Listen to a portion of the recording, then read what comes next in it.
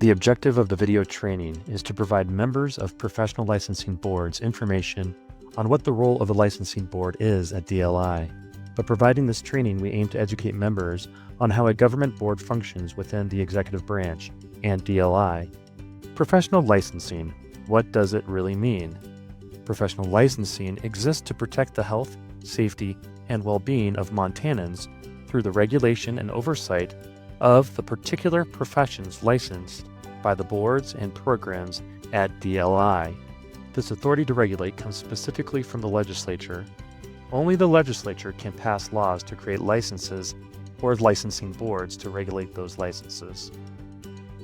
Within that statutory authority enacted by the legislature in the Montana Code Annotated, MCA, state agencies and licensing boards under those agencies are then able to enact administrative rules to implement those statutes. Rules carry the full force of law. Now, to help give you a picture of the difference between statutory authority and what the board can implement in rules, I like to use an analogy of a house. The legislature owns the land and builds the foundation, outer walls, and roof with the statutes it enacts. The board then has the authority through rules to build interior walls and decorate the interior of the house. However, it has to stay within those walls. It cannot add a second story or build a garage. Only the legislature can expand from that original footprint. Next, briefly let's look at government structure. Montana government consists of the legislative, judicial, and executive branches. DLI and its administratively attached licensing boards that you are members of are under the executive branch, which is headed by the governor. DLI staff are employees of the executive branch, while board members are appointed by the governor and confirmed by the Senate. So at the end of the day, the governor is the boss and oversees the work conducted by DLI and these boards. Who oversees professional licensing and sets regulations?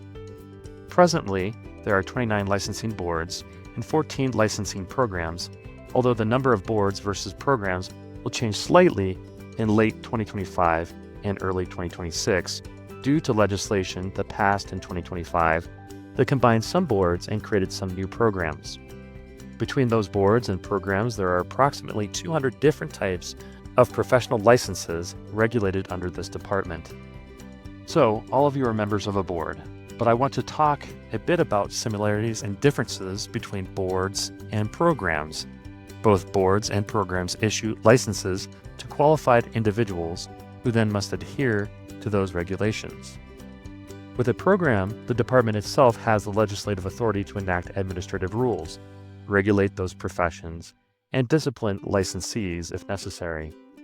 If there is a licensing board, that means the board is the entity that has legal authority to enact administrative rules, regulate those professions, and discipline licensees if necessary. The boards are still part of the executive branch and are still advised by DLI staff. However, ultimately the board is the regulator and decision maker. DLI staff and the department authority is limited to regulations for standardized board operations and process that apply to all licensing boards. It is also important to remember that the department and boards work together as part of the executive branch headed by the governor. Staff and board members, as individuals, all bring their personal expertise to the board and the actions and decisions ultimately made by the board. What is a board? Ultimately, this is the core of this presentation and what you need to remember as the foundation of the work you are doing on your board. A board is an entity with legal regulatory authority made up of individuals. You, as an individual member of the board, have no regulatory authority.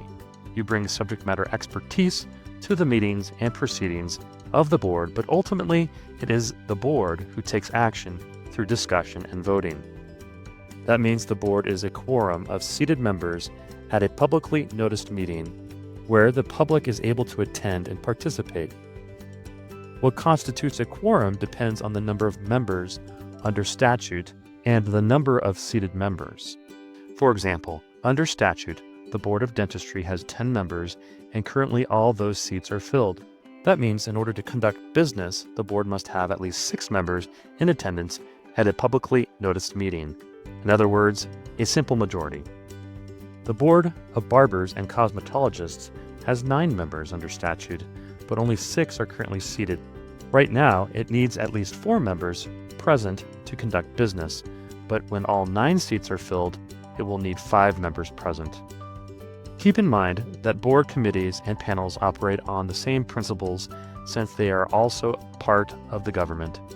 This is true of board screening and adjudication panels that are made up entirely of board members and conduct disciplinary action.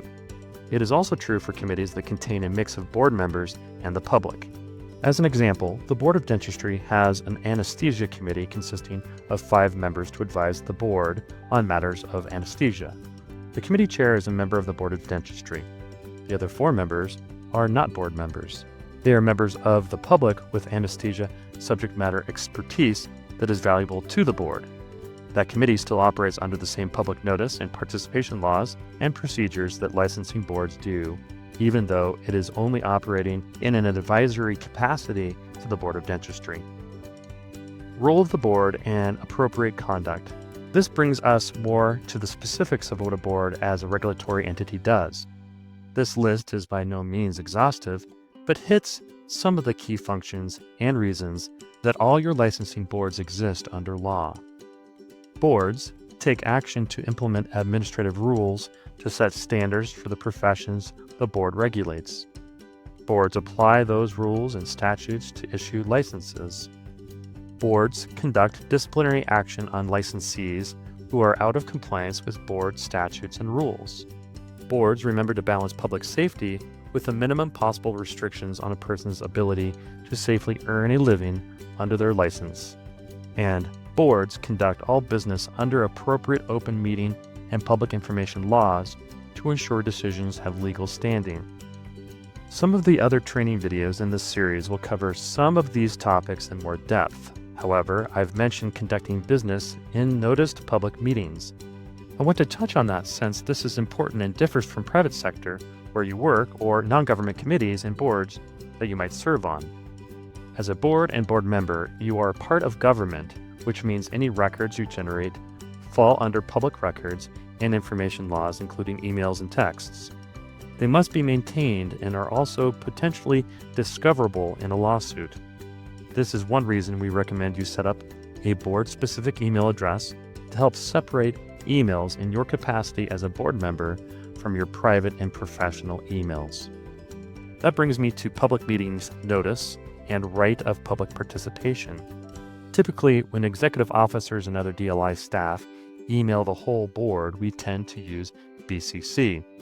That is to avoid someone accidentally replying all on a matter related to board business.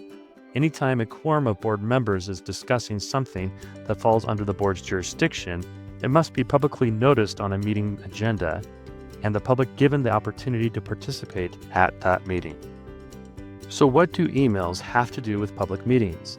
An email chain or text group with a quorum of board members discussing board business is a meeting and has broken state public meeting laws because the public wasn't noticed and was not able to participate. Keep in mind, you can also potentially violate state laws if one board member emails or talks to another board member. Then board member number 2 passes on what board member number 1 said to the board member number 3, and so on through a chain of board members. You can certainly reach out to the chair and executive officer between meetings, but discussions among board members are best conducted during the meetings themselves on the official audio record, since you are representing the government and conducting government business in the public eye. This is another reason that department staff are so important. We act as intermediaries to ensure meetings are properly noticed and that everyone, board members and the public, receive the information they need to participate in a board's work. Boards and working with DLI and its staff.